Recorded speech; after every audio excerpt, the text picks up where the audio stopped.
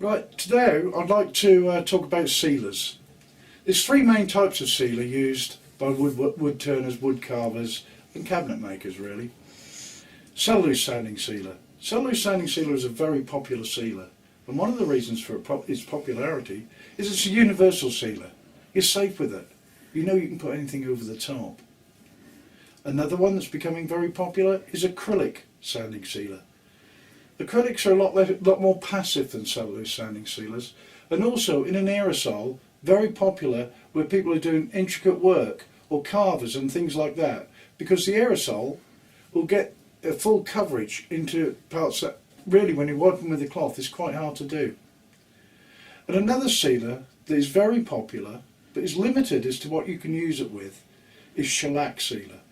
But if you use friction polishers or waxers and obviously French polish, then shellac sanding sealer is far and away the best sealer for that purpose. So I'm going to apply some cellulose sealer to this and just show you how I apply it and talk you through the best results to get with it. I'm starting off just by using the pads to sand. Remember, green 600 to 800 grit, red 800 to 1000 grit, grey 1000 to 1200 grit. Now I mentioned there was a white. The white is non-abrasive, so you don't use that for sanding. Now I'll stop the lathe and I'm going to use my tack cloth. This is to get rid of any fine dust particles, making sure they're clean. The cellulose sealer I'm using neat. You can thin it. You can thin it up to 50% if you so wish, but I do think that's a little bit too much thinning. If I do thin, I normally thin about 25%. But on small work like this, I'll use it neat. Got my application cloth.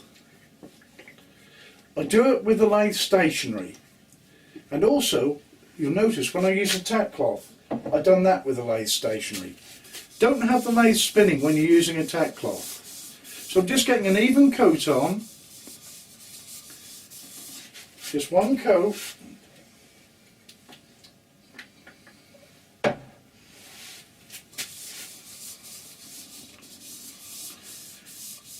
Looking out for any high spots, and as soon as I feel my cloth starting to pull, I stop.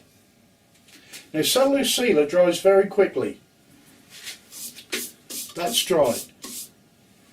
It's virtually ready to take its top coat, but there's one more important thing you must do before you apply that top coat. You must denib. Now what denibbing is a very light sand. We do that for two reasons. To make sure my surface is smooth, because this has lifted the grain a bit, and then also it forms a key for my next coat. If I don't form that key for my next coat will sit on top of that surface and not adhere properly.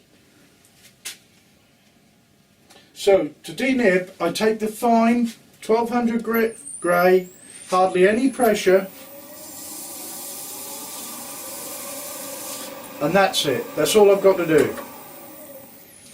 I've sanded, so now tack cloth again. And that concludes our application of cellulose sanding sealer. For my next project, I'm going to use shellac sealer. Like the cellulose sealer, always give sealers a good shake and make sure it's well mixed. Shellac sealer, as I said, you're limited what you can put over the top of it, but it's brilliant for waxers and French polishers and friction polish. Okay, again I'm using it neat from the tin, and I'll just prepare my wood.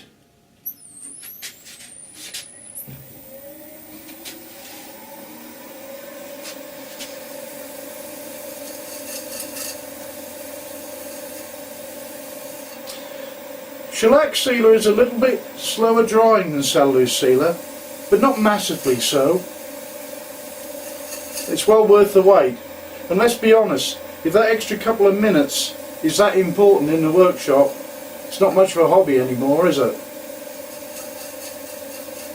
So there, I've gone through my pads again, and I'll tack cloth. Remember, tack cloth with the lathe stationary.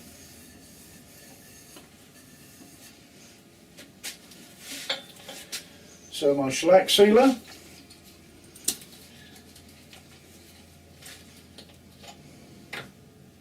With my application cloth.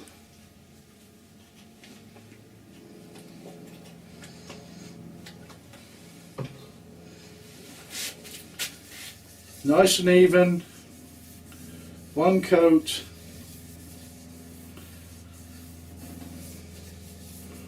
all over my work, looking out for high spots and stop when I feel my cloth pulling. So we just leave that to dry, and then once it's dry I'll denib it, and it's ready to apply my top coat again.